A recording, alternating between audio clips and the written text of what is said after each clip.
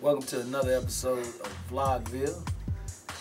This is your boy Infearion, the Bright Future Entertainment. Stand in line, please. And today we're going to talk about production, crossover music, and just interest of the person that I have with me today, who happens to be Mr. Markiz Rey. Hey man, thanks for having me on the show. Oh, no problem, man. We have a few questions from some people that are very good supporters or whatever. I have Keisha from Star City, Arkansas, who asks, what is it that you really do? Okay. What I do is I produce, and a lot of people don't know what that means per se when it comes to music. But they're pretty much the person who conducts the studio session.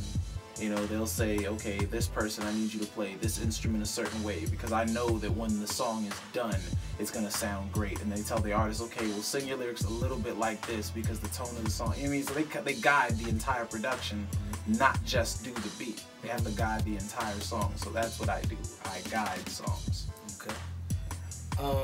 Paul from Leland, Mississippi wants to know, when did you first get into producing? Oh, man. 2007, I got into production because my brother and I, we were in a rap group and we couldn't afford to keep buying beats. It was hitting us like $200, $300, you know what I mean? And I was 15, I ain't have a job, nothing, you know what I mean? And all this is just coming out of my pocket. So we we figured, hey, let's start making beats, and that's where my love for it came from. Yeah. All right. Got Robert from Beltsville, Maryland. Hey, Maryland. Wants to know what's the most important tool to a producer. A lot of people start mentioning hardware and software as soon as you start talking about like tools and production and stuff like that. But to be honest, a producer's greatest tool is their own ears. Not the literal ears, but your sense of music, your philosophy on music. If your philosophy is everything's got to be loud,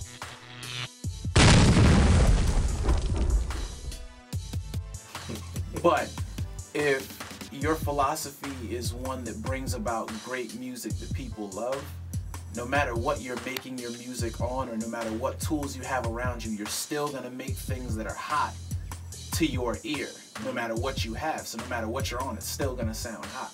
So it's the producer's ear and their ability to cross over when they need to. So I think that would be their greatest tools. Okay. But you mentioned crossing over. Mike from Arlington, Virginia wants to know, what does crossover mean and how do you achieve it? Crossover. Okay.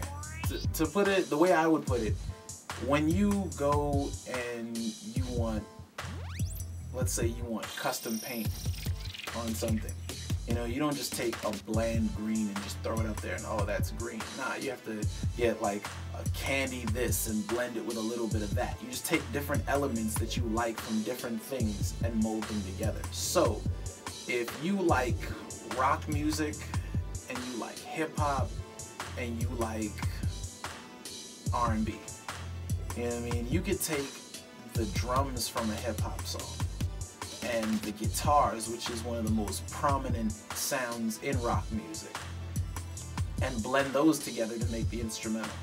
And then when you sing on it, now you've got an R&B singer singing on some rock hip-hop fusion, which now sounds like a completely different genre. You don't even know what that is. People just hear it and they're like, oh man, that sounds great. But they don't really break down the elements in it. It's all about elements. You know how to break down elements from different types of music.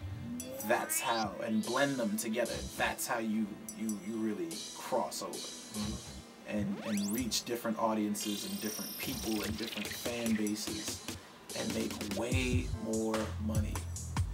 That's how you do it. All right. Well, my question to you is, what projects are you working on in 2012? Ooh. Good question. Well, I mean, I've been working with a couple of artists. I haven't really been working with too many artists recently. I kind of like narrowed down who I'm working with. I got a rapper out in VA named Young Maze.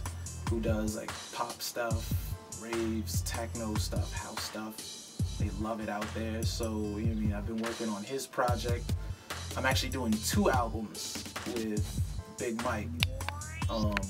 He's in Maryland, killing it right now. Buzz is on the come up. So, you know what I mean, I got 2 projects going with him. And because you're asking me, I'm actually working on my own producer album. And it's gonna have major distribution. It will be in stores. It will be everywhere. Like, it's gonna be a huge project when it comes out. But I want to keep that. I don't want to talk too much about that project until the ink dries on the paper, so to speak. I want to make sure everything's in place. We have our distribution, we have our promotion, we have our video team, we have this, we have that. You know what I mean? Before I really start gunning down that lane. And how did I forget?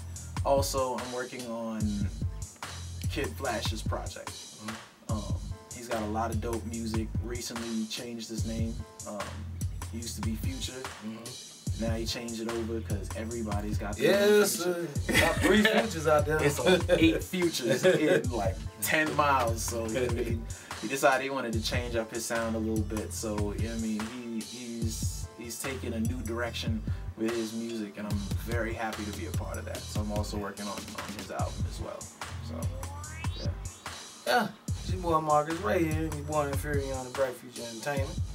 And that pretty much wraps it up for this episode. I hope you learned something. Stand in line, please.